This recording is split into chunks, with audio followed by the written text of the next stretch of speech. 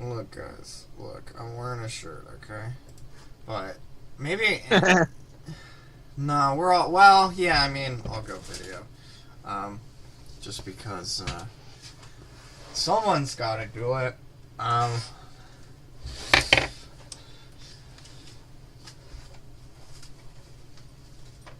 Oh fuck. You guys talk. All right. Hopefully, Ethan's not suffering through a home invasion right now. That would be a pretty startling turn of events. So, have you finished everything from the move, Sam? All good? Okay. Yeah, pretty much. I mean, we still got to get a lot of stuff out of boxes, but the Kayla's house sold. Nice. Like we did close of escrow earlier this week. Got all the final pieces of furniture out, so yeah, we're totally out of there, and the house sale's finished, I think. I was Nice. getting home invaded, that would be hella views, and you know it. If I could get, Oh yeah. if I had video of me getting home invaded, just happened to be live streaming it, I'd get hella views. Just Jussie Smollett yourself. Yeah, exactly. Pay somebody to invade your house. Yeah, I was gonna say, as long as you don't get caught on that, in which case, I mean, you're still, you become famous, but maybe not for the right reason. I think since it wouldn't be as political, I don't think people would be as mad as the Jussie Smollett thing. 'Cause That's it's true. not- That's it true. wouldn't be. That had a lot of racial right. over and undertones to it. Right. Speaking of which, no, I'm just kidding. But we are live, so hello everybody. Welcome to Music Club. This week we listened to Smash. Right, that's the name of the album. Yes, sir. By The Yeah, has to be Offspring. enunciated that way too. Yeah. I wish I had Hulk hands. If I did have Hulk hands, I would be Yes. wearing them. I do not have Hulk hands, unfortunately. If anyone would like to send me Hulk hands, I'll, just DM me. Hell yeah. I'm not gonna say my address on stream or anything, but because it's not like I have a PO box.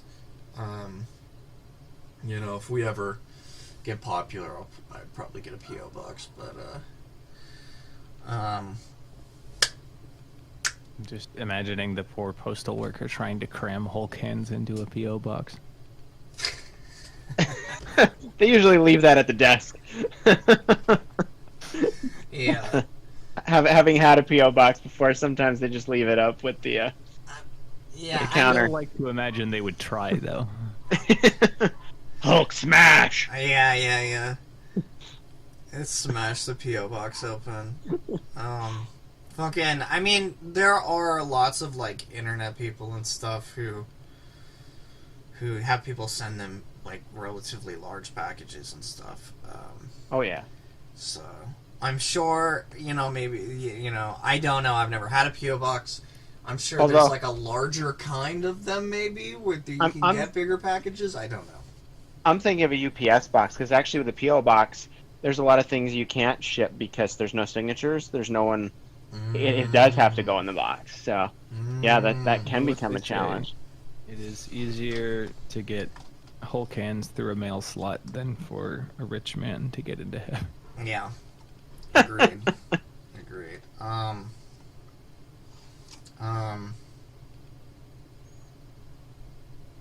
As long as no one sends us shit. 'Cause that's a big problem. Is Literal or figurative? no, literal. Figurative is fine. It's a service.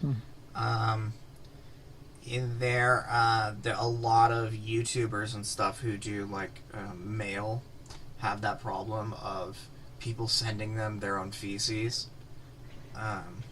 Wow. The internet is truly a glorious place. I mean, I feel like that's kind of human nature, That's kind of like monkeys throwing poop, just really slowly.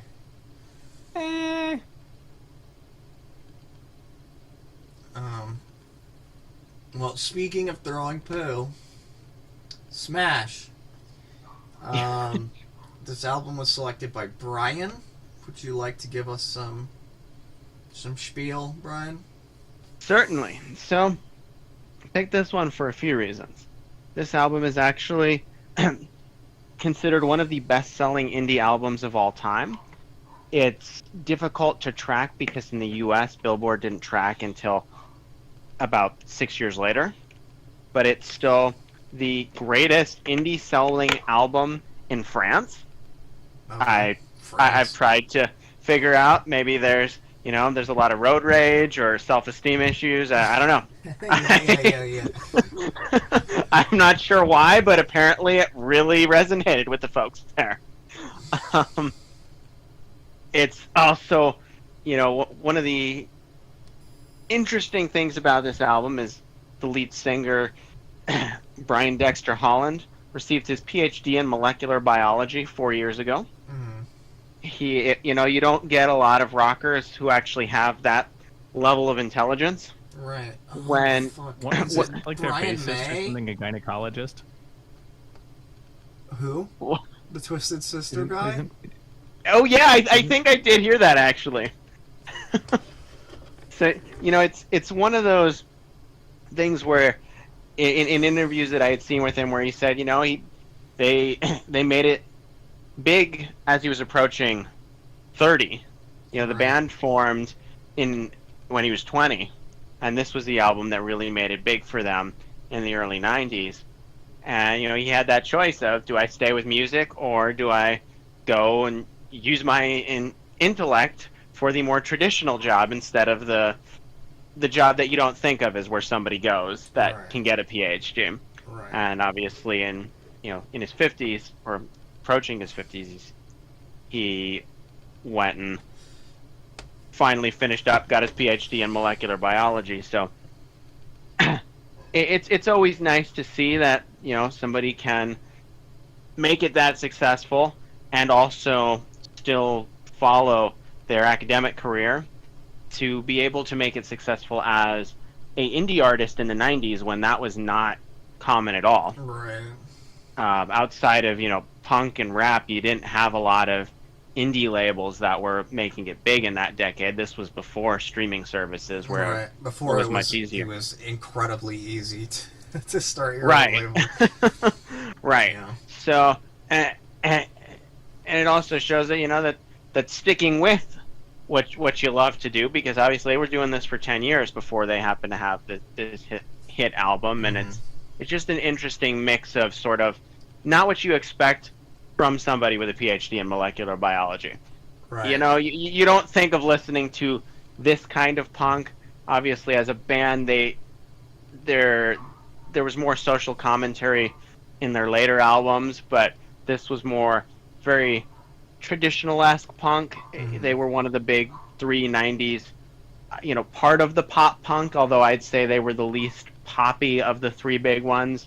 They had more of that Motorhead kind of sound to them, with the heavy bass, the lower tones, than bands like Green Day or Blink-182, which had more of a poppy sound to them. So this was one of the bands that made it big with that old school, heavier punk style sound. So it seemed like a good pick to do. It was also one of the albums that was pretty popular when I was a teenager that I actually liked, because I was not a big fan of most music that was popular in the 90s. Didn't like grunge, much preferred the punk music. This particular album, when we discussed some of the individual songs, there was a great moment in junior high that came out of this album that I will reflect upon as we go more deep into the album. As we dive deep, I had to look it up when you said musicians with PhDs, because I was pretty sure Brian May, and I was right, he has an astrophysics degree. Go ahead, Sam. It's interesting you point out, you talk about not liking grunge, because as somebody who's listened to a ton of primarily like Alice in Chains, but some Nirvana as well, there's a clear shared vocabulary in terms of like how they're rhythmically structuring riffs. There's some slight variations I mean, and they're both. I mean, even a lot of the harmonic movement is very similar. It's, power chords moving around a major pentatonic scale. It's really. I mean, it seems like there's a lot of commonality. I think a lot of what the Offspring are doing here is like just keeping it really, really, really up tempo for the most part. Yeah, and keeping like really driving drum beats. Because like otherwise, it's got a lot in common with grunge structurally. and I'd say one of the big differences between punk and grunge is the tempo and the style of drum beats. I mean, there's changes in fills and everything like that. There's a lot of that very traditional style punk that has the blend of 8th and 16th notes on the kick. That's just super common amongst traditional punk. And that's much less common in grunge, especially at the kind of tempo. So I think that makes a huge difference just in the sound, but it is an interesting commentary on how such slight differences can make something appealing to me versus not.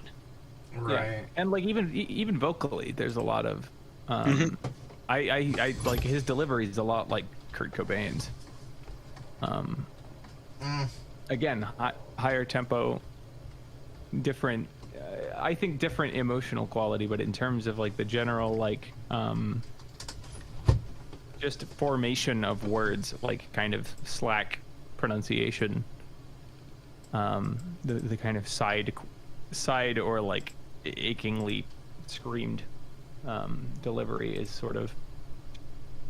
It certainly gives me Cobain vibes, but Ethan, I sense, disagrees with me. Kurt Cobain is more like, whereas this guy just sounds like, and this is going to be the first of many. This is going to be a revelation, at least. It sounds like a fucking 12-year-old at a birthday party, screaming as loud as he can.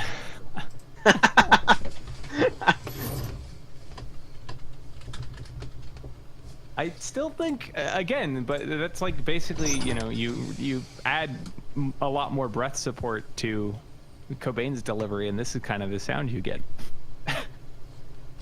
See, I can't stand Cobain's voice. He sounds like just a whiny bastard. I can't tolerate his voice at all. Dexter's voice of the punk bands is just the worst. But I much prefer it to Kurt Cobain's any day of the week. So I see, Sam, where you have the similarities there. Like there's a lot of but again, I go back to that Motorhead comparison. Lemmy's voice was garbage, but it worked for the music that he was putting forth, and I think that's the same thing here. I think Cobain's voice works for the music he was putting forth. I just didn't like it. Right. Right. I have to take a switcheroony on you, Brian. I think that fucking Cobain's voice was very purposeful and had an artistic value to it, whereas this is just absolute garbage. See, I find no artistic value to Cobain's voice, here. but at the same, they're doing the same thing but at different volumes. No, not at all.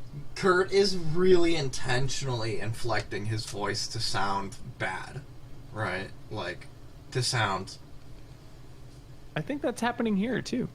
I believe it is too, because having listened to later albums where there are points where they've put less punk kind of songs and they've softened some things up. And this is very era specific, because as he's gotten older, he can't do what he was doing when he was in his late 20s and 30s. Alright, that's fair.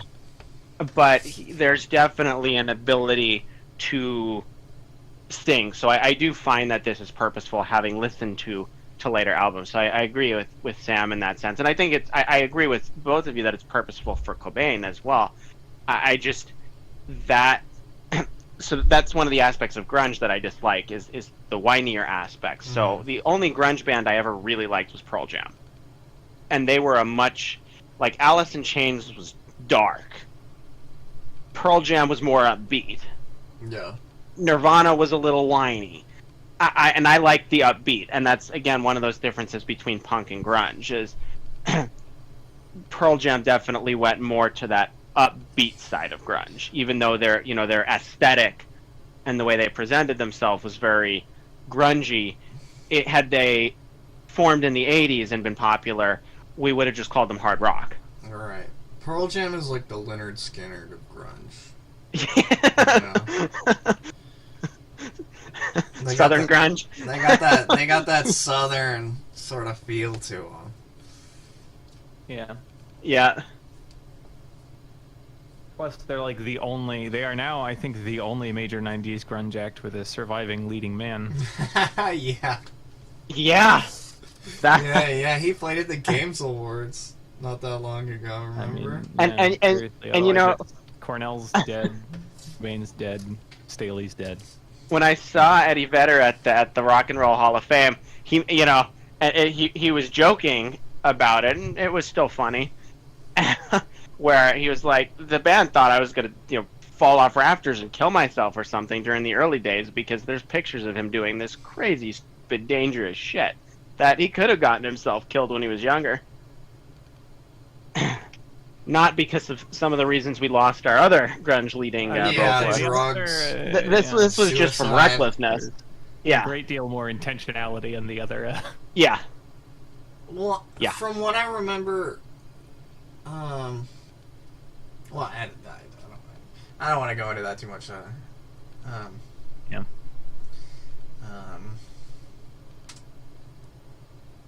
Yeah. But it is interesting that this album brought us into a lot of discussion of grunge, even though this it's is not very grunge. much a punk album. Well, and because I think there really is a similarity in the mentality and in the kind of intentional, I would say, weaponization and subversion of like really distilled hook songwriting, right? And I think that's a commonality that I would point to between I don't know, I can't remember this lead singer's name, but or whoever is kind of championing their songwriting, right, between Cobain and whoever's doing their songwriting here, and that there's this very conscious emphasis on like singable, easily picked up, memorable riffs and sounds that like get into your head, but still uses this kind of outsider vocab, or like leverages the fact that if you play all power chords or all major chords, you'll get some interesting internal dissonance just because that winds up tossing in accidentals. Yeah. You know what's funny, because we had been talking about vocals, and I've covered a few Offspring songs and performances. It is exceptionally hard to sing because it's not a vocal tone that is natural to most people. So it's like when you're trying to hit whatever he's doing, it's not easy. Like, I've seen many vocalists just try and fail. Because while I don't think anyone would ever say that Dexter Holland is a great vocalist. I certainly would. It's the style of vocals makes it different. Whereas it's different. When you hit that sort of whininess that Cobain does, lots of people do that. I have heard so many people sing Nirvana better than Cobain sang Nirvana. But that's. But did they sound like him? No. I've heard the ones that sound like him, which just sound as bad. So. Yeah. But this isn't I'm going to be the middle ground here. This isn't a quality thing. Of them is easily imitated. This isn't like a quality argument. I'm saying that just sounding like Kurt Cobain is not that easy. I don't know. I would say equally as difficult.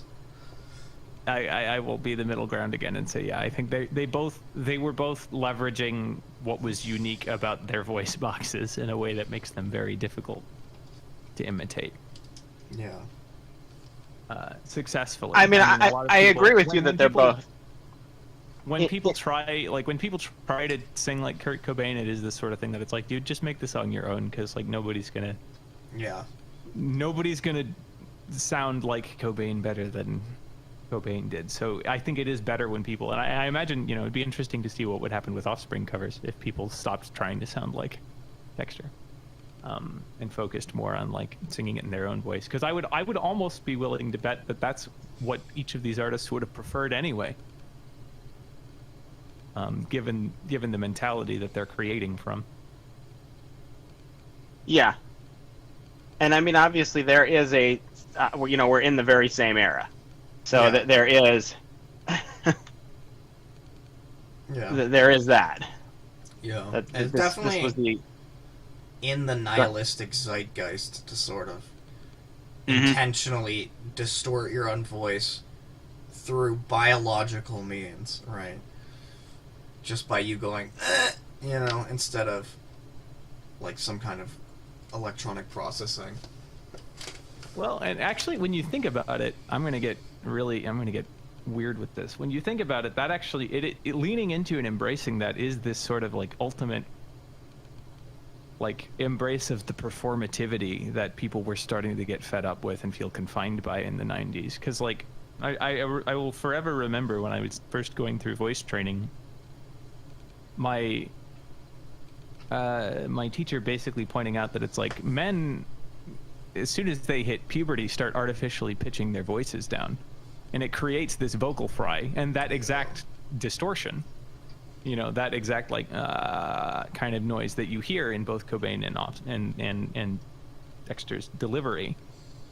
That is entirely based on the fact that we hit puberty, start to feel insecure, and like try to compensate for the fact that our voices are cracking by pitching our voices down artificially. Pitching our voices down.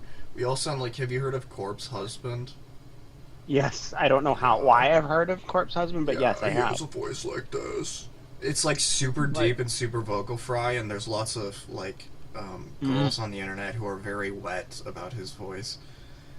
But we pretty much never stopped doing that, is the thing. Like, we learned to start doing it as teenagers, and then, you know, my natural speaking voice is much higher, it's much more like this, you know. I do a lot less work speaking if I speak in this register, but because I hit puberty and started learning to talk like this, there's a lot more of that natural distortion. And I think they're leaning into that self-distorting character is very reflective of, you know, the source of torment for many artists creating in the 90s, the kind of forced distortion of one's own character in order to function. And you know, I what's interesting is, while that was very characteristic of the 90s, 90s music, it was very characteristic of not what I'd consider the pop culture punk of like the Ramones. So if I'm gonna split up kind of like the line of punk, I would have like Green Day, Blink-182, those kind of go from the Ramones line of punk. Whereas and you know, Blondie was considered punk. You know, in that grouping, the New York punk, even though the Ramones obviously not from New York. But that was the influence. Whereas sort of the Motorhead line of punk, that heavier, more what almost may have even developed into the offshoot into grunge, is, you know, the deeper, darker, heavier sounds, more bass heavy.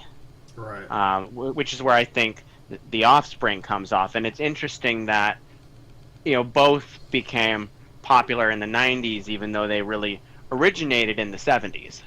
Right. And were popular then with just different acts, but not in the same way. And maybe that was just obviously, you know, the way music traveled in the 70s was still very different than in the 90s.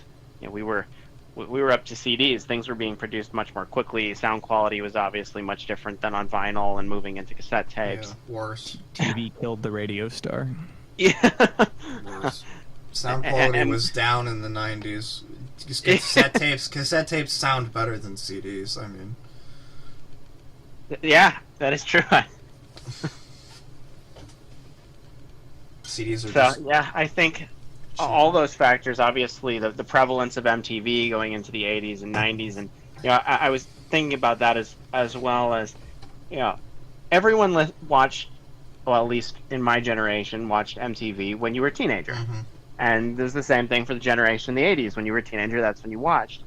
And it's like, I have no interest in watching music videos on YouTube.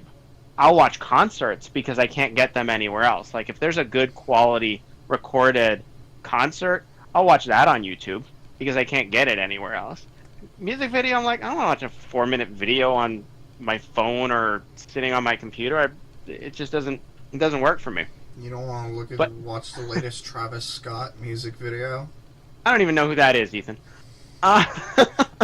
Very popular artist. So, but what is popular as a medium for teenagers now is to watch things on YouTube. It is not to watch things on television. So, from a logical production sense, it makes sense. And from an artist standpoint with there being more indie artists, it's a lot easier for us to get a music video up on YouTube than it is to try and get a cable television station to pick it up. And the potential views are a lot higher now, too. And the fact that people can rewatch it whenever they want. That's true. Yeah, so without having to ready their VHS. Right. There was just something about that era of the 90s that brought in, punk and grunge. Those were kind of the dominating pop culture, besides pop music, which just, has its own prevailing thing ever since the 80s that just continues to go on that I can't stand. But those were sort of the rock styles that were very popular in the 90s. Yeah. I mean, pop music will always be a thing because pop music changes just depending on what people like at the time. So like especially with these huge record labels that are just trying to generate money and that's all they care about, like, pop music will always exist. Pop music, so. Yeah, I mean, it's literally popularity generated by big labels. I mean... Yeah. Yeah, and it's simple that it appeals to the average person. Right. Yeah, there's a little bit of manufacturing consent type stuff going on, but also it is just a degree of it's popular because it gets played on the radio, not the other way around. Right. Mm-hmm. But also there is a degree of, as soon as someone does something new and it takes off, all the record labels try to cannibalize it. Like with the SoundCloud rapper thing, right? A couple SoundCloud rappers get really popular, and then all of a sudden, out of nowhere comes all these fucking stupid-looking fucking white kids with dreads and face tattoos that are all rapping about how sad they are. All of a sudden there's hundreds of them where there was just a few. Yeah, I still come from the generation of face tattoo is what you did when you went to prison. Right. Right. Because you did. That's where it first came from. You did the teardrops on the eyes. Not on the eye, but below the eye. Well, yeah. I mean, there was a point in time when face tattoos were associated with crime because, tattoos weren't as accepted in society, so you're just blatantly putting out there that you don't give a fuck about that, and so, you're not going to get hired by fucking some office job. And I mean, that's still true today, but I've had jobs where I've had coworkers with face tattoos, is what I'm saying. Whereas, you're probably not working in a law office with a face tattoo, right. unless that's your shtick, and there are a few lawyers that are out there that have that going on, defending bikers and shit. That's great. That'll appeal to them. But yeah, your average office job, or even retail job, depending on what you're selling, Retail- you probably don't want a face tattoo. But it depends what you're selling. Retail and forward appearing customer service stuff, probably not gonna hire the face tattoo. But if it's like a call center, or if it's like, you know, like data entry shit like that, like even entry level, like whatever, like they don't care at this point. Like, Right. And to be fair, you know, like it just alt presentation has also been like co-opted and turned into a demographic now. So there are some places, you know, there are like coffee shops and boutique record stores and places that will like go out of their way to hire people. right. With very Right. visible. Well, according Like- to the Zoomers, it's all just called goth now. All of it's goth. Everything that's See- alternative is goth now. If I want a boutique record store, that's great. But if I want some food, I don't want to see things all over your face. Just, you know, that's Well, I just don't me. give a I'm sure it's a fuck. lot of other people, but Brian, I am personally really enjoying the irony of having us listen to this album, which features Yeah. a song of somebody like blatantly talking about not giving a shit about appearing trendy and blending in with Yes. other people's expectations, and then like insisting that the people who serve you food be as bland as hey, that's possible. that's Way to miss the point, my guy. Bland appearance, bland flavor. That's my opinion. The more face tattoos, the better. If you're that dude who has the entire skull tattooed on his face, I bet that food tastes bomb. No, it's actually not face tattoos so much. The one thing that bothers me with food is nose piercings with food, because it makes me think like you got something coming out of your nose, and that's the last thing I want when I'm sitting down to eat. That's really the only thing that bothers. When it comes to food, I'm like, if you've got things coming out, you know, of your septum, I'm feeling like I don't want you around when I'm eating. You know what's That's funny about that specifically is I think the demographic of people who are servers and the demographic of people who are willing to or want to have a septum piercing is extremely high overlap. I think, especially among women. Like, you know what I'm saying? Nose piercings are very, and have been very trendy for probably around a decade now. Now, see, what you see like in a high-end restaurant, you see a lot of chefs with tattoos. Very common now in the industry, just super common. But yeah, you don't see a lot of face tattoos on your servers in nice restaurants or face piercings. But on the Right. chefs, absolutely, that's Well, yeah, super common. That's sort of a class thing too. I mean, Yeah, again, it depends on the restaurant. There are some like hipster gastropubs that have pretty damn good food that will still that's true. like employ people. That's true. It depends on what their market is. If they're trying to appeal to boomers who have a lot of money, you're not going to see a tattoo. You know what I'm saying? You're not going to see anything. But if they're trying to be a young hip Scottsdale bar that, you know, charges you $20 for a burger, you'll probably see some face tattoos. You know what I mean? Yeah, yeah.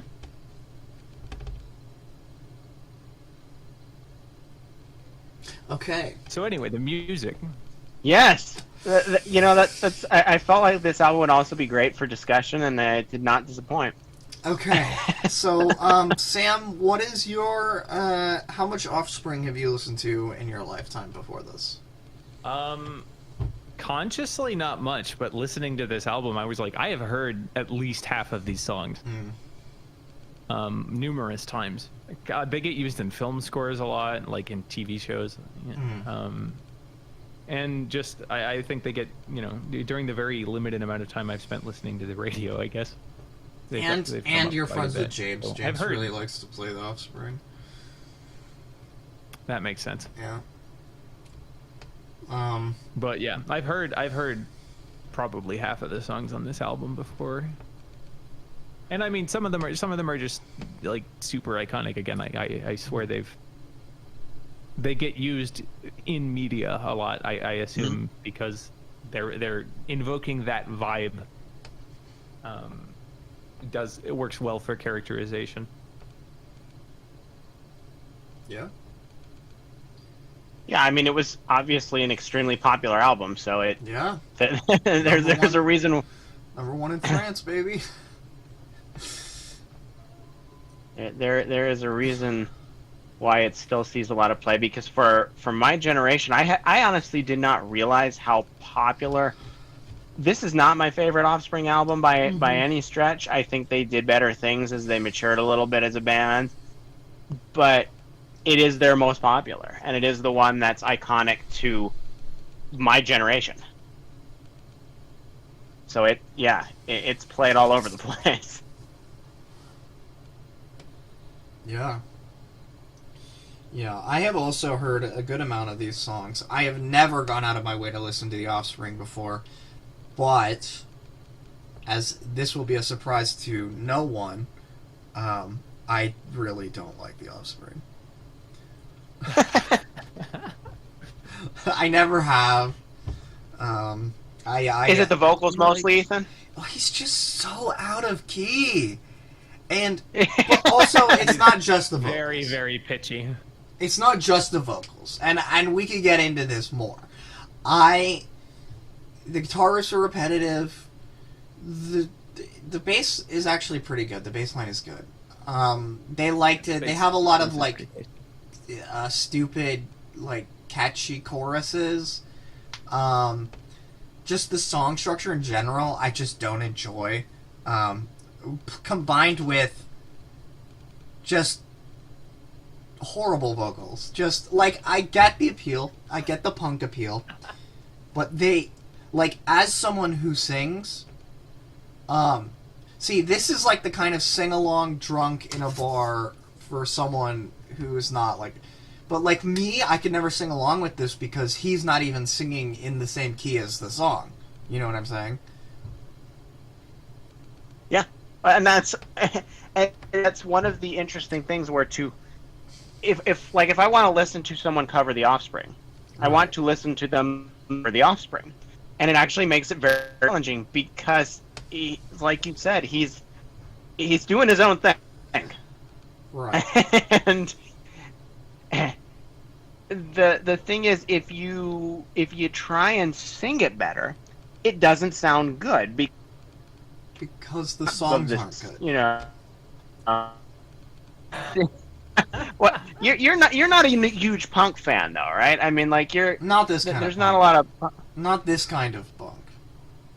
Right, and there's definitely, like I was saying earlier, there's definitely different types of punk. Yeah, definitely. But no, I would say probably 60-40, 60% of punk music I don't like. 40% I do. For me, like, this is the kind of music that I like when exercising. Yeah, I can see that. and I exercise music. And I hadn't listened to The Offspring for probably a few years. And then when I started exercising again, I'm like, yeah, this is good for exercising.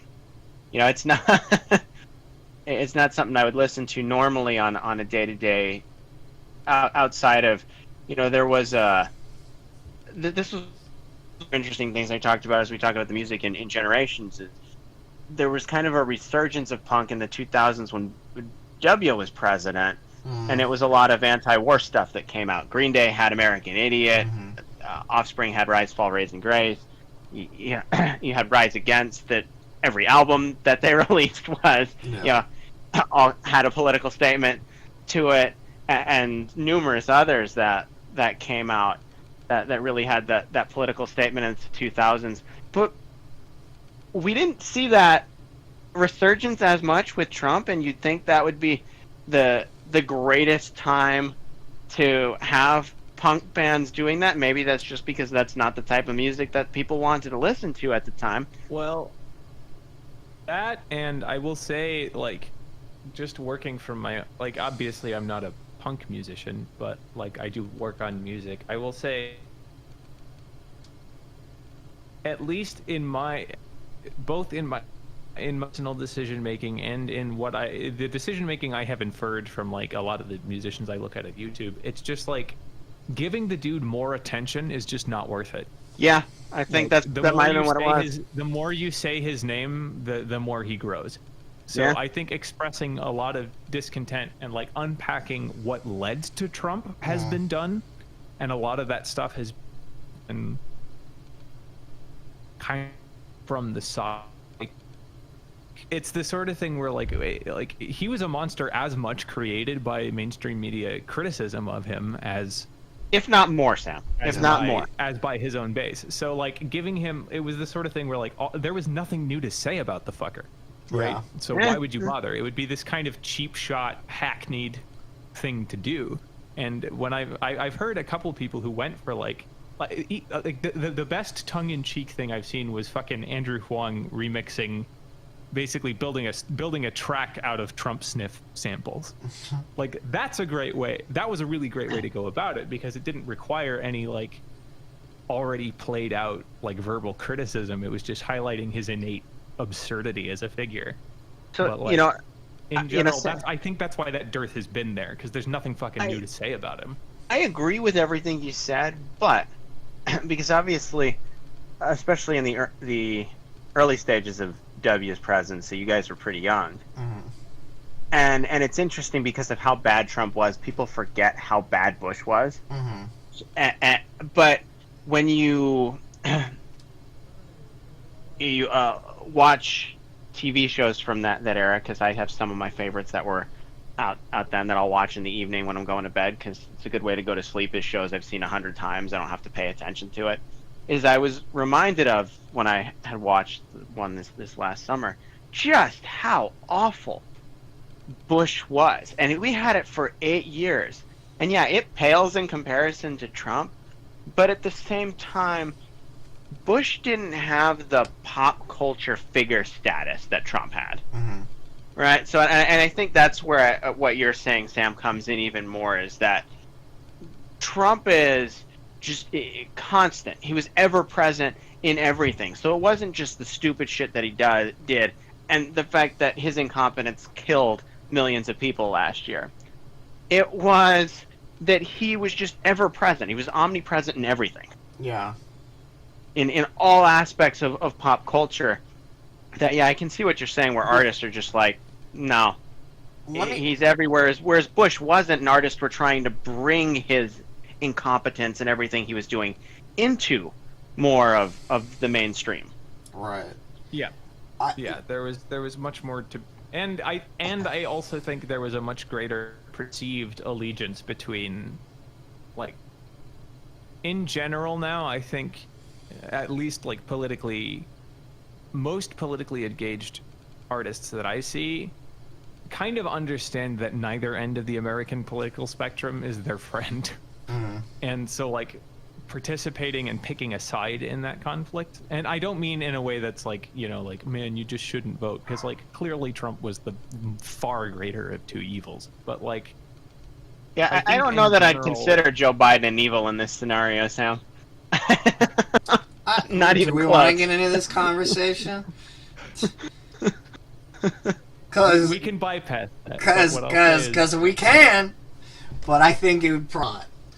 We wouldn't get back to the album for a while. And I will say, at least the attitude that I see reflected in many of the tastemakers and artists that I have seen is this understanding that, like, engaging with American political theater is doomed to be, like, I think in general there's a much greater emphasis on being constructive and focusing on empowering people on an individual basis and building like much more localized consensus to like build a strengthened community as an alternative to the kind of controlled communities that we need to participate in. That at least has been what I've been seeing in a lot of like homegrown artists. I think that depends on whether it is, are you, because there's both. There are artists who are business people. There are artists who are mostly business people, less artists. There are artists who are partly business people, more artists. You know, there's a sliding spectrum. And to those who are truly want their art to give them a comfortable life, there are things that the average person or even the average artist doesn't even realize that is greatly affected by the party that is in power when it comes to copyright protections, infringements, and all of those things. Because especially for the little guy, because with the wrong laws in place, the big guy screws you every time. Yeah. So there are huge differences that matter to those who are really truly into the business aspect, but for those who are more into it for expressing themselves as an artist, have other means of income, or that that's what they care about, is expressing themselves as an artist, and they don't so much care about their livelihood, then their focus may be something different. But it just depends on where you're at in that spectrum. And obviously a lot of what we hear commercially on the radio, you're getting oftentimes onto the business side to the detriment of the art, whereas what you're hearing on SoundCloud is all about the artist. Yeah, and I think it actually raises a good point in that, like, a lot of like the mainstream music expressing discontent now has focused on, like, because of the polarized state the country is in, it's been focused on these, like, kind of non-specific anodyne tracks that are, like, more about, like, just talk about more engaging with, like, kind of general existential discontent without naming any of the particulars, so that, like, either people regardless of political affiliation can sort of project themselves onto the artist. And we've seen that intentional, like, apolitical in a way that still inevitably becomes political approach implemented in a lot of, like, more mainstream music. So that, I think, also contributes to the aversion to the topic, because there's not really much of a safe stance to take as a business. Although, of course, we have seen corporations rallying pretty hard against Trump in the past. Yeah, I don't know. I think it was pretty safe to go against Trump. I mean, you get so much free publicity when all the fucking Republicans toss your fucking coffee makers into the street. Like, I don't know. The coffee makers they already bought. Yeah. This is the point that I will make, though. When Stephen Colbert has been doing the same Trump jokes for 4 years, when literally every shit-lib Chrissy Teigen bullshit person is fucking dunking on Trump on Twitter on a daily basis, it's not cool to dunk on Trump anymore. And that's that's a big reason why, like, a lot of people didn't just stop doing it after maybe the first year, because, like, it's not cool. And really, when you're in entertainment, when you're doing music and stuff like that, like, your biggest block of, like, people who are going to replay your songs is younger people, right? And so cool matters a lot. And people just don't want to hear about that anymore. People were tired of hearing about Trump. Yeah, like, they spend the rest of the day thinking about him, like, having to think about him in the music that you're playing, in the music you're listening to as well. Right. But also, no one wants to be Chrissy Teigen. You know what I'm saying? Like, wouldn't know her. That's the least cool thing that you can be. No idea what she even looks like, guys. Not a clue. And I am proud to say that.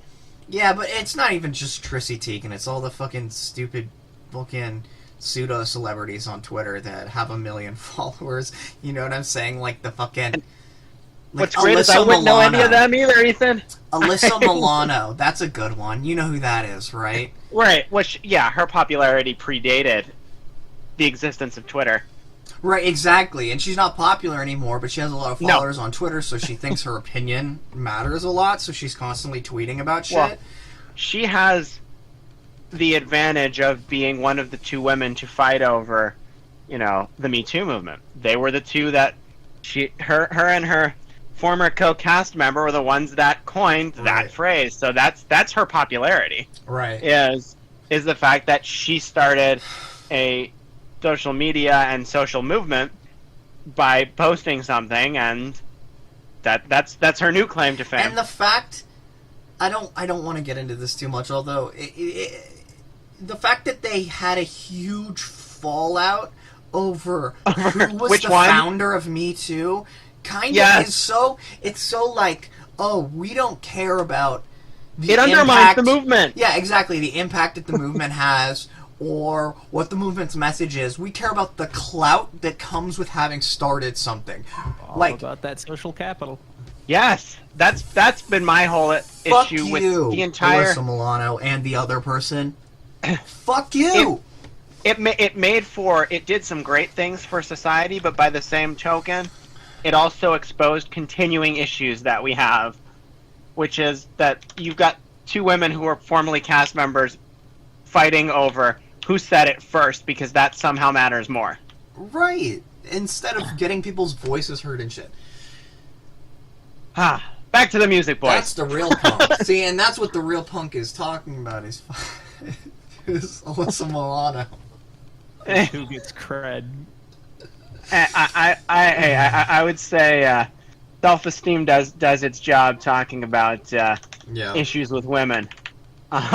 It's not just women. I don't want to say that, and I don't want to put that out in the universe. But that's what that song is. Yes, Let's be quite clear. That is the song that was put out. Where there's no reason to change it. It was a straight man singing about issues he had with women. He's singing about his personal anecdotal.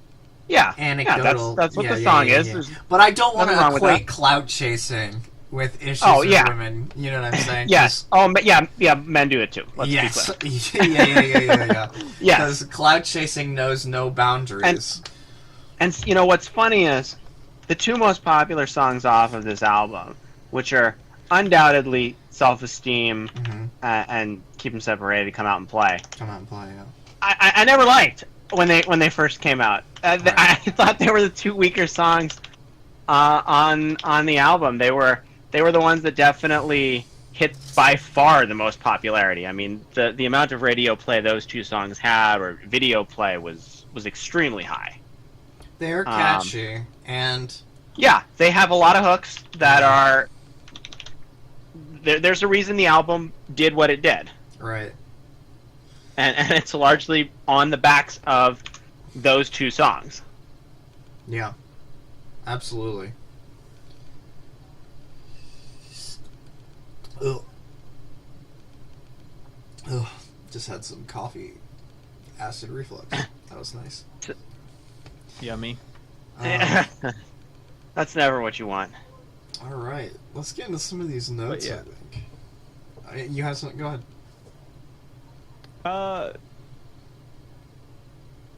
Yeah, I mean, I was just kind of going to go into notes as well, which is that I think in general, like that kind of like hook centric.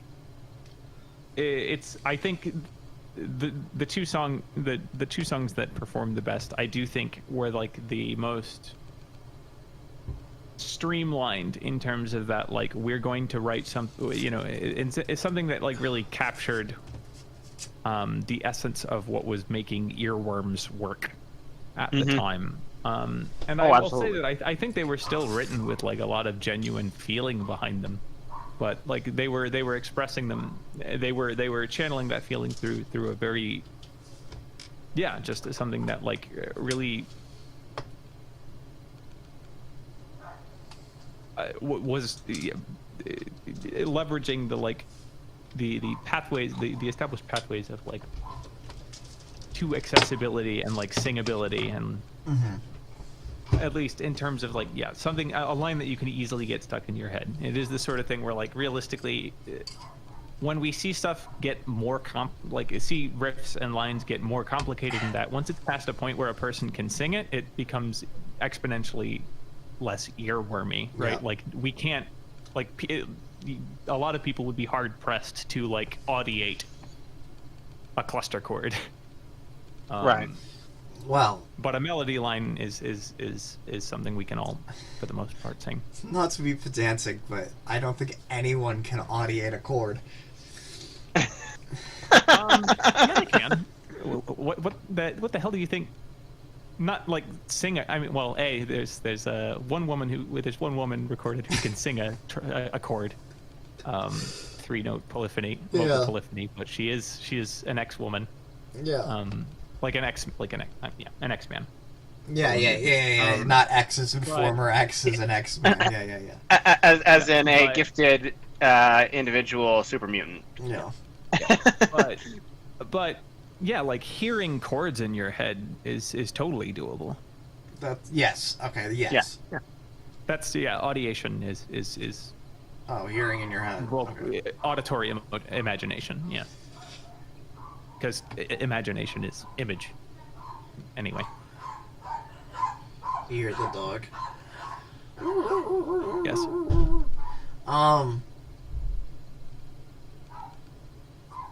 I'm just gonna hit my notes. Some of my notes are brutal, some of them are good. And I'm sorry, Brian, for. I think this is the first album I've actually actively disliked that we've listened to, so I haven't had a chance to be negative yet, and we've been going for almost a year. And I've had plenty of opportunities to do it, so. That's true. Has James just made you listen to too much of them? I mean, that is part of it, but certainly I've never liked the Offspring. Okay. So one of my notes. This is a 15-year-old's idea of cool. I stick with that. I stick with that. If I had listened to the Offspring a lot when I was in middle school or high school, I probably would have liked them, and then I'd probably have nostalgia, and I'd probably like them now. But listening to an entire album for the first time, all the way through now, it was really difficult for me to finish the album. Because, it's a lot of sameness, it's a lot of the same tones, a lot of the same themes, and it just seems like it's got a lot of bravado, but it's just kind of rebel without a cause, angst. You know what I'm saying? You've done a very good job characterizing 90s punk, Ethan. Yeah. And I don't like it. I don't like it at all.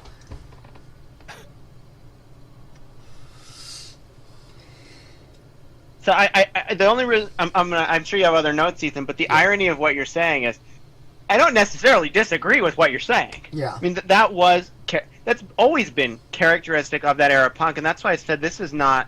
I think the music that came out of 90s punk in the 2000s, where they were doing political commentary, was much better.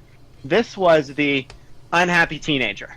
Yeah. This was that's what this was very much characteristic of, and a lot of those bands grew after that and definitely changed up their lyrics, still keeping the punk sound.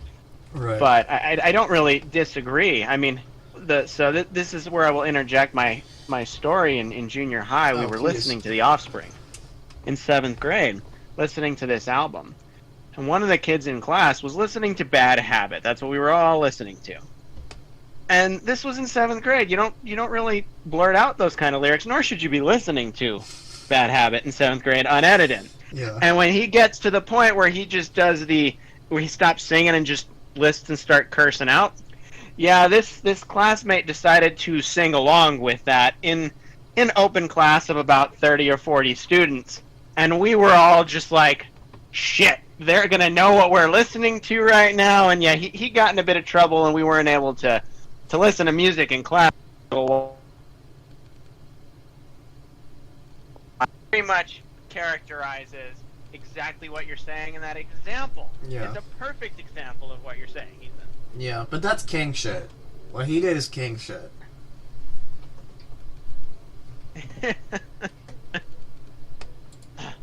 Absolute king. I have to turn up. You got really quiet for some reason. Yeah, that's because Sarah tried to call me, so it cut into my connection. Gotcha. Oh, she locked herself out of the house. There's a shock that she left the house without keys. Folks, this is a PSA. When you leave your house, bring your keys. That's it. You can go back to our regularly scheduled programming now. It happens to the best of us. Yeah, it's happened to me a couple times before. Regular scheduled programming. The fast beats are fun, but it is like every song. Yeah. And so it like at the beginning you're like, yeah, woohoo, fast, fun, and then after the 7th song that's really upbeat, I'm kind of like, don't think this album was meant to be listened to in one sitting. It's kind of what it feels like. I don't know. Maybe not. Maybe if you're a teenager, you have a ton of energy, you're drinking Monster Energy or whatever they had in the 90s. You know. Whereas to me, it's this sort of thing where, listening to it, I can tell that these guys you can tell that they cut their teeth. Like, you can tell that these are people who have not been big, and have really focused on like a live show environment. Ooh, yeah. Because this sort of shit, a bunch of people like a little bit to very drunk, like just rocking out to beats like this. That energy, I think, could sustain itself for the runtime of an entire album, right? Like you could play a whole set. Sure. And that would be good, and that would work really well and be cathartic. But yeah, it's like just sitting there in your chair listening to it and not really like moving.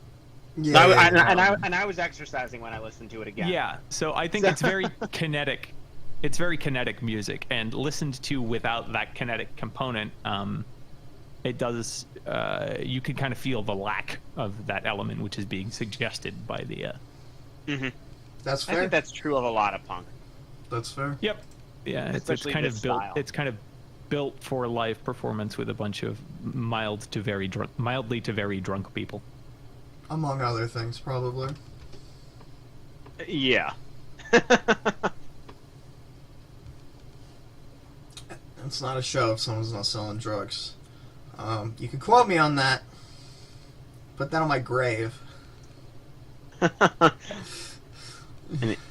Ethan's epitaph. Yeah. My parents would love that.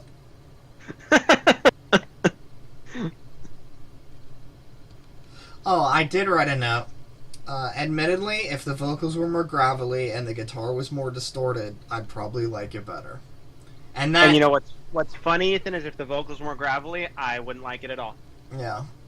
Because I was thinking about how it's sort of thrash adjacent with some of the riffs and some of the like drum patterns that they like to play, but it's not like Metal Kit, right? It doesn't. But like, if you played those Offspring songs with a drum kit that's meant to sound like it's metal and guitars that are like distorted like metal and really thick, I think that you could, if it was heavier, I think that you could like translate it easily. I'm not saying it'd be 1-to-1 exactly, but I think it does touch, It's like the God, and you know what I'm saying? I agree. It's like that. And so I kind of, like, if it was heavier like that, I think I would like it more, and that's pure taste. And so that's kind of where I get how people like it, but, like, I want it to be way heavier. Yeah, it gives you, like, a taste. Yeah. And if you're not, if that's not what you're going for, because it's very much punk. Yeah. It has that sound where that's the word used, thrash adjacent, is very characteristic. It's not there. It has some of the heaviness. It has some of those tones, but it doesn't have the distortion. Right. It doesn't quite have the exact style. It has the punk drum style. It doesn't have a metal drum style or sound. But yeah, I agree. And I think that, like, the fact that it comes up short of that heaviness that you want kind of almost, again, like that means that makes it work really well. Like, that makes it work really well lyrically, because I think a lot of what's being expressed here, this is prior to any of these acts getting really overtly political, is this kind of like nameless angst and anger that is in need of like this cathartic release, but that like refusal to commit to like anything more than these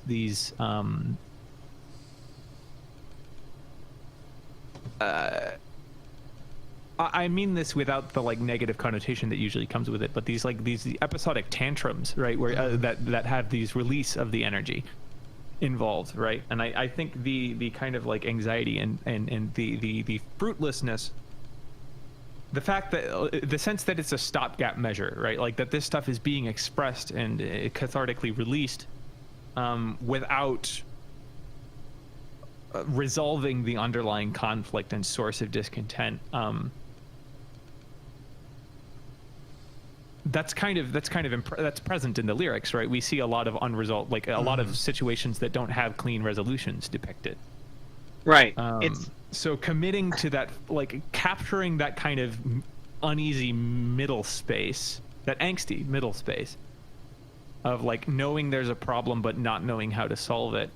If they committed to the heaviness, it would have been creating a sense of closure and finality that I don't think would have been deserved.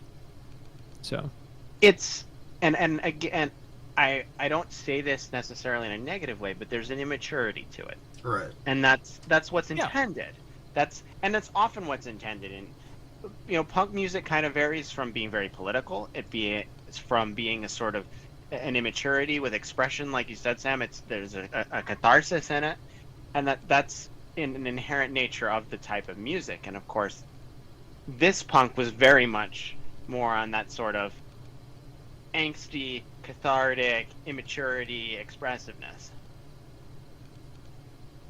Yeah.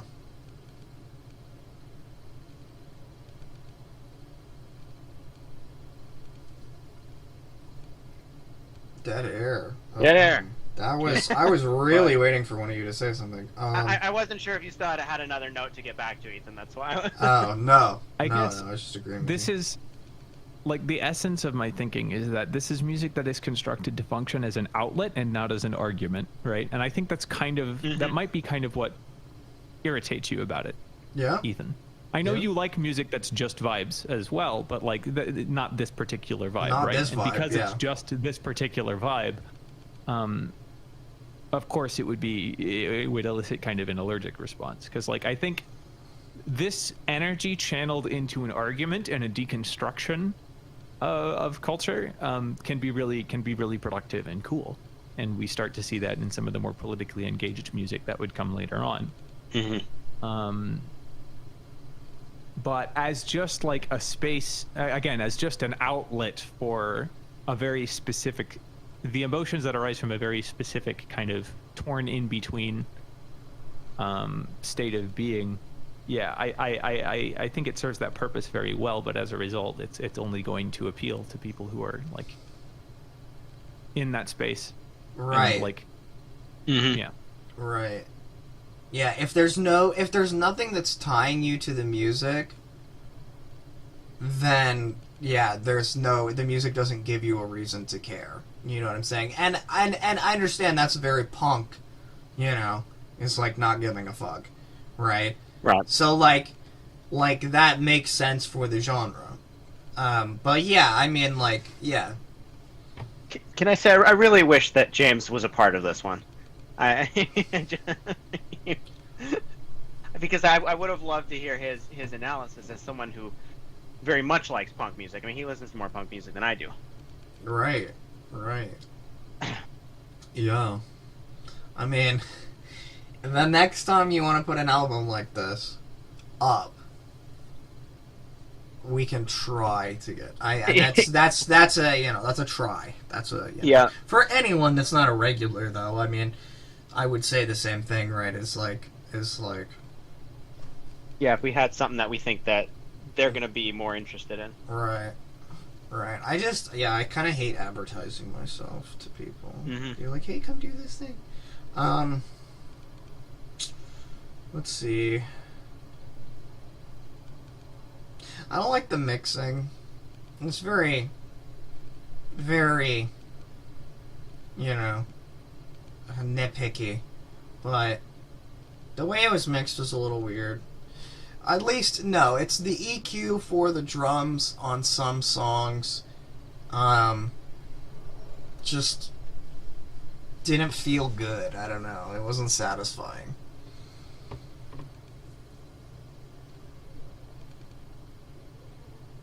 I don't know that they've done some weird mixing on albums, and because I was listening to it while I was doing this listen through while I was exercising yesterday, I didn't have the ability to listen to it in a setting where I really had it balanced with the speakers around me. Yeah. But I can say from listening to other albums, I have noticed some interesting mixing done with the drums. But punk bands do that a lot. I think being poorly mixed is sort of an appeal. I don't remember what the album was, but it was the one that James put when he and I remember saying, "Oh, the mixing is really sorry." What was it? Was it Jeff Rosenstock's Thanks Sorry? I think so. Maybe, I don't know. think that's the only one he's submitted. Then if that was the one, then that was the one. And I remember specifically making a comment and saying, oh, the drums are way too loud here, and this is way too loud there, and it just sounds bad, and it doesn't... And he was like, yeah, that's sort of the point, is, like, you know, it's supposed to sound a little messy. Yep, and I think... I don't want to cut you off, but I think the exact point... Like, that was a live album, and I think the mixing here is also, like, intended to replicate and imitate kind of the uneven acoustic qualities you get of listening to a place in a loud, crowded bar. Listening to an act at a loud, crowded bar. Like, that... to me, this is the sort of thing that, like, if not for some of the, like, really noticeable panning in places, would sound like it was just recorded in a bar. Right. Reasonably well, like, with a reasonable degree of clarity for the most part. But yeah. The sense of space is that of, like, a crowded bar, just minus the patron noises. Right. No, I can agree with that. Yeah. Absolutely. Which again, I think, being, you know, listening as a 20, like, you know, as a listener in 2021, when we're treated to all of these, like, ethereal, like, meticulously designed spaces, you know, and meticulous, like, moving from space to space over the course of a song, like that, like, this was recorded in a bar sound can feel static to modern ears, just because we're so used to stuff that moves from, like, you know, like what feel like closed spaces for more intimate lines to much more open spaces. And there's less of that here because, again, I think it's meant to deliver more a closer imitation of the live experience. Yeah. They should just insert crowd noises like it's a Guitar Hero track or something, you know? Jesus Christ. Some bands have definitely done that. I have heard albums where that has been done. I don't know if you could do that unironically in 2021, though. I think it's been done too many times at this point. I don't think you can do it. Can you do anything unironically in 2021? That's the question.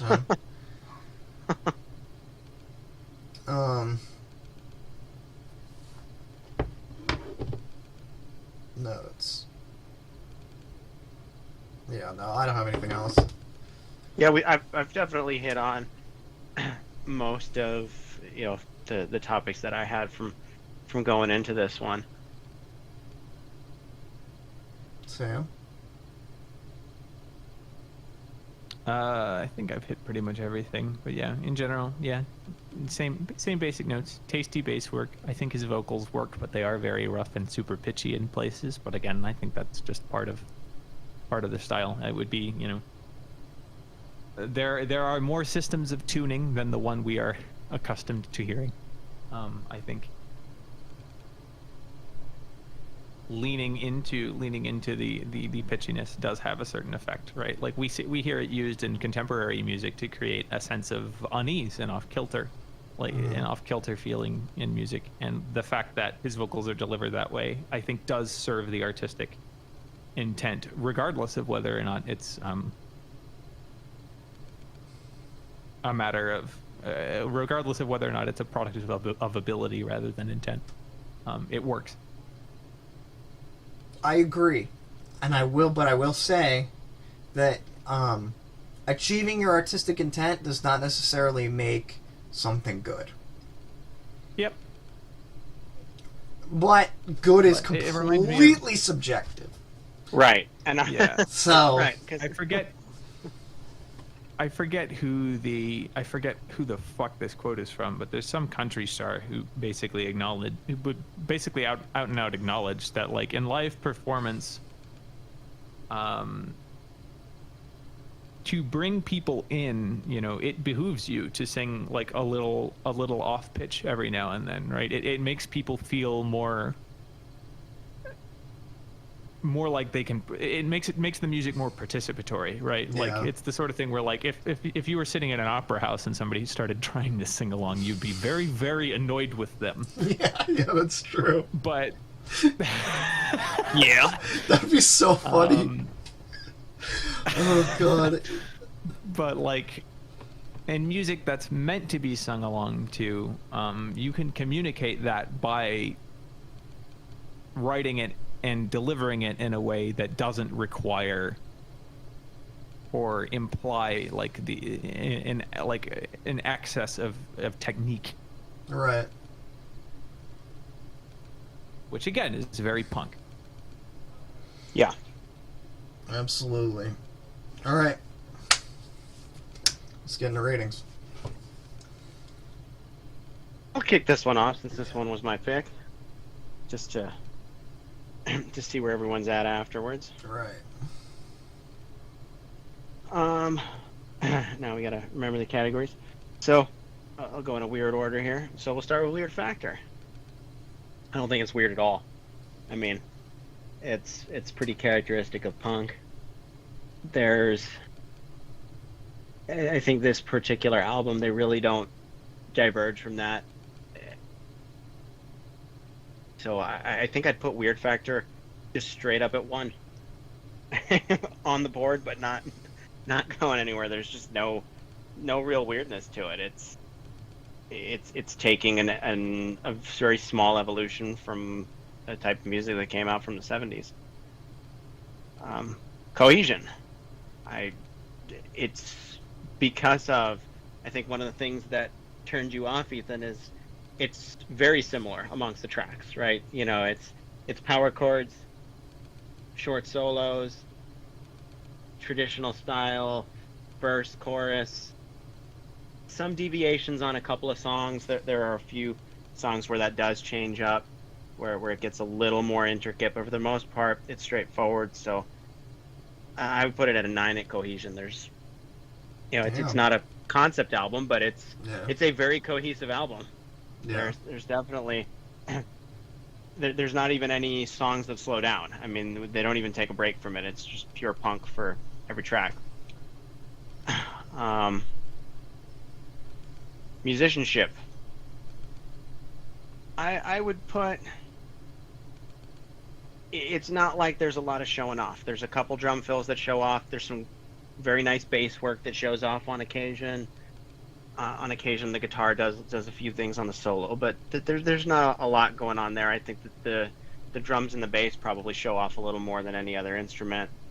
We talked about the vocals at length, so I think for musicianship, I put it right at 7 on the average level, just because it kind of balances out throughout the album. And what am I missing? There's one more. Listenability. Listenability. So it depends what I'm doing. If I'm working out, it's a 10. That's what I want to listen to. If I'm not doing something active, it's a 5.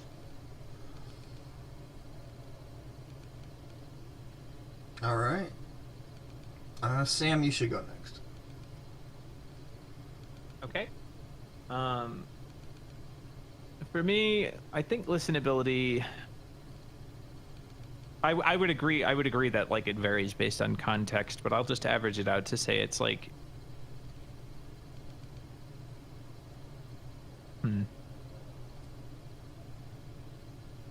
I'd say it's like a 6, because it's the sort of thing that like, as an accompaniment to other activities, it works really well.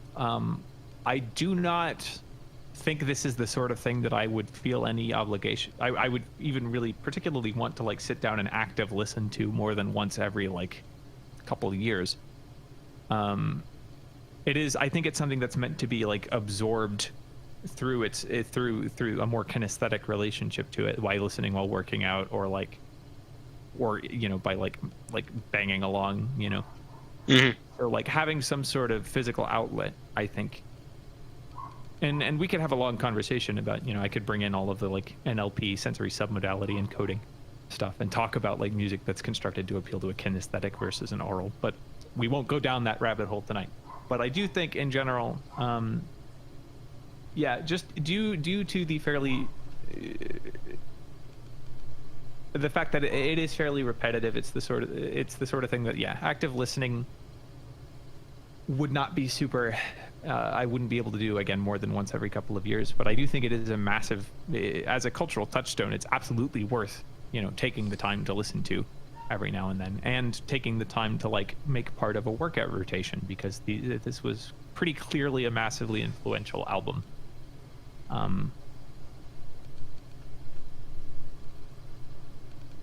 So yeah, overall 6. I don't have an allergy to it, but it's definitely not something that, outside of having some sort of physical outlet, I would really want to like set aside time to listen to. Weird factor, as somebody not like as somebody who doesn't really generally listen to a ton of punk, I will put it at, for me, like a dead center average weird, in that like it's that like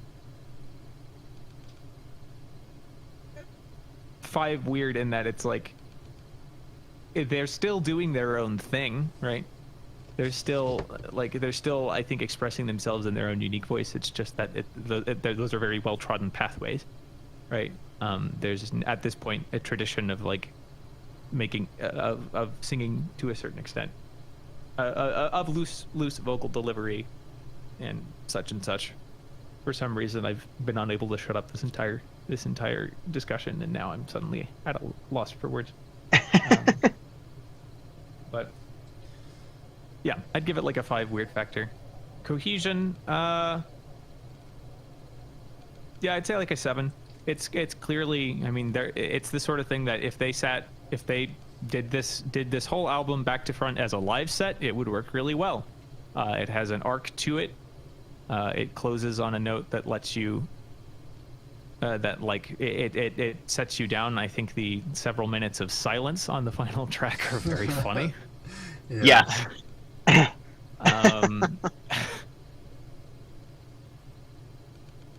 But yeah, it functions as like, again, I think it really is, and this is just true of a ton of punk music. It's meant to serve as, it's meant to be a live experience, and the recording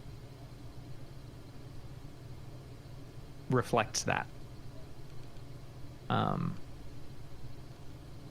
So all of the as the arc of an evening of a 45-minute set with breaks, it works really well. And they're ordered in such a way that it gives you, little moments to like recharge between moshing or whatever the hell it was punks were doing in the 90s. No, that sounds about right. Lastly, musicianship. I remember an interview with some of the live band members for Nine Inch Nails talking about the fact that the music isn't really technically difficult, but it takes a lot of stamina to play, and I think that's true here as well. Like, it's very physically engaged music, even though it's not the sort of thing that needs hours and hours and hours of practice just to get the rhythms down or just to get the melody lines down. It's just based on the speed with which they're delivered and the like number of repetitions, and the energy they're played with. It takes a lot of stamina, which I think is a characteristic of showmanship and will be bundled into musicianship here. So I will give it like a 6.5, because there's nothing like, they make a really prominent use of like a pretty simple Phrygian melody line on Keep 'Em Separated. Sounds cool. It's the sort of thing that, like, if you had just learned the Phrygian mode, you would kind of naturally go to play. But they use it charismatically. They use it effectively. And there's something to be said for stating really simple things in an impactful manner, which I think they succeeded in. So yeah, like a 6.5 on musicianship. How about you, Ethan? All right. Listenability. 3. I hate it. But not more than some shit I've listened to, okay? If like for instance, 100 Gex would get a 1. So Jesus. There are things that are worse.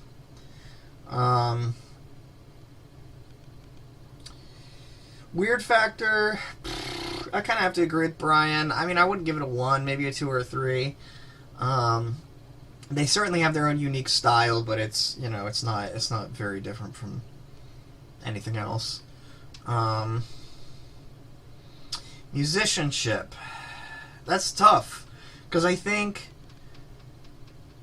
that the guitar work is pretty, it's pretty decent. It's probably a little bit better than the average person could play. I would say the drum work is pretty good, and the bass line, the bass is good, is actively good. But the vocalist definitely scores negative points because I think that the average singer is better than him. So like for the vocalist, I'd give him like a 3, and then the rest of the band, I'd give it like a 6 or a 7. So I think we're gonna average a 5. And shit, what's the last one? I don't have it open. Cohesion. Yeah, I guess it's cohesive. Yeah, for the same reasons that you kind of said, Sam. I think it's and Brian, I guess you both said that. Yeah, it's pretty cohesive. There's it's cohesive like a brick is cohesive, right? It's like all the same. You know what I'm saying? Like, it's not cohesive like a Lego set, right? Where it's like there's like, there's a roof piece and there's a floor piece and there's an inside and pieces. you know what I'm saying? I understand what you're saying. I understand, yeah. Right. It is a brick without structural fault. Right, yeah, exactly. It's a perfect brick. It's exactly that good rectangle, There's no cracks in it or anything. But it is just a brick. So, like, I'm not going to give it extra points for being, like, some meticulously crafted cohesion. It is just cohesion as the nature of it being unchanging. So let's just average. It's 5. It's just... I guess we found the context in which being thick as a brick is a negative. Yeah.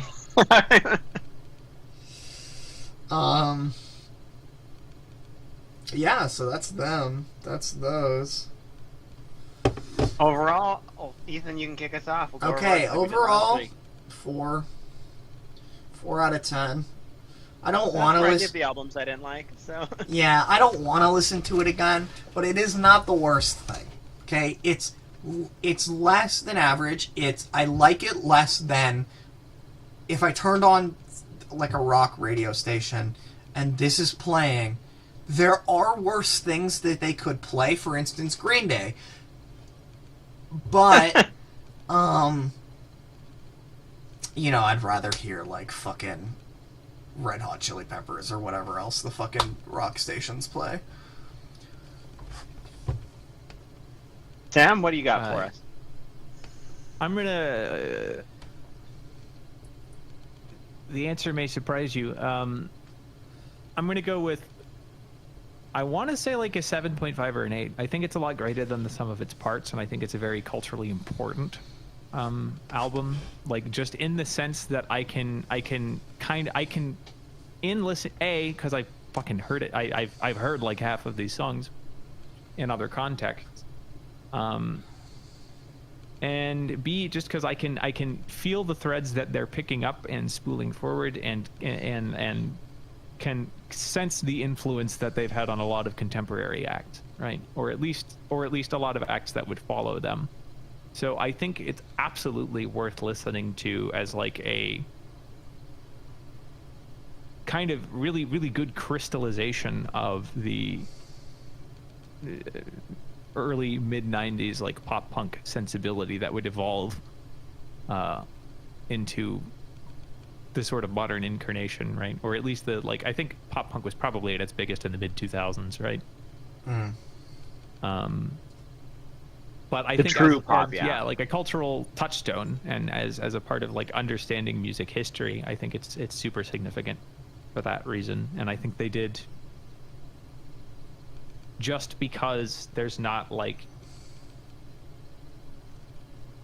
no individual part would have been really, really, really difficult to do. I think like its function as a gestalt has a kind of elegance to it that has given it its durability and influence, and that elevated it to the a very highly selling indie album in a time that indie albums weren't really that popular status. So yeah, 8 overall. Significant album. Not one that I personally would listen to a ton, but definitely worth listening to.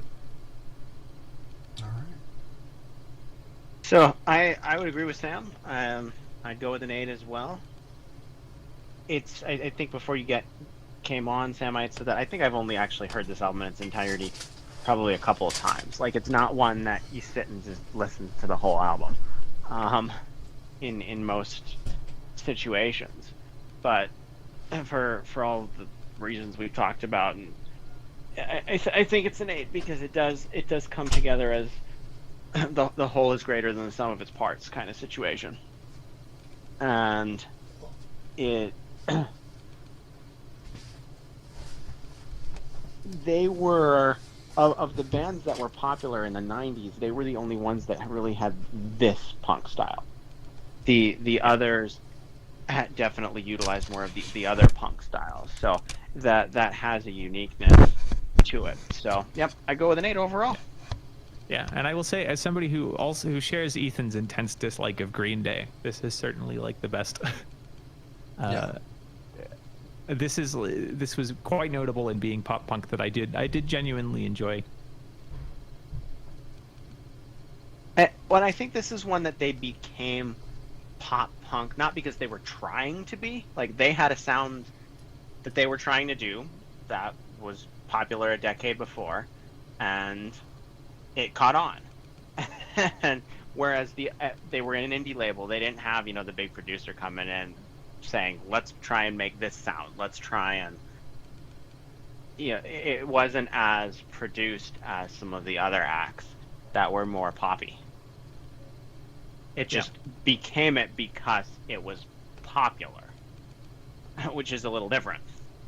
Yeah, it makes me think of an interview I read forever ago with Beck, who, like, the interviewer mentioned that he had been characterized as this kind of like slacker music icon, and he was really fucking annoyed by that, because he's like, motherfuckers, I work my ass off. Like, this is hard music for me to produce. And the reality is that I think there is, what's cool about this album is they make it look very easy, and again, like, to imitate, except for the vocal styling, it actually is rather easy, but it's the product of this like relentless persistence and commitment to it that it took them 10 years to blow up. Like, they worked their asses off to get here, even if the end product seems like something that could have been easily done. The fact is, nobody else did it. Right.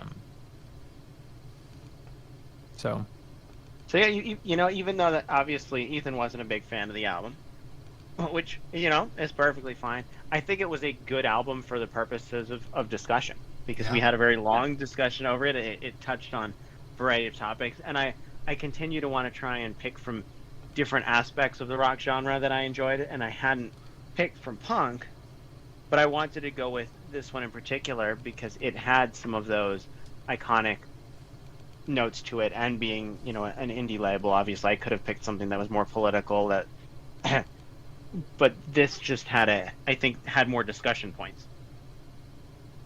Yeah? Yeah, it's a significant piece of music history, I think. Yeah. Yeah, I don't really have anything else to say. All right, I think we got it. All right, well, thank you for tuning in. Make sure to like, subscribe, follow on Twitch, do all the things. Follow me on social media and stuff. Have a nice day, y'all.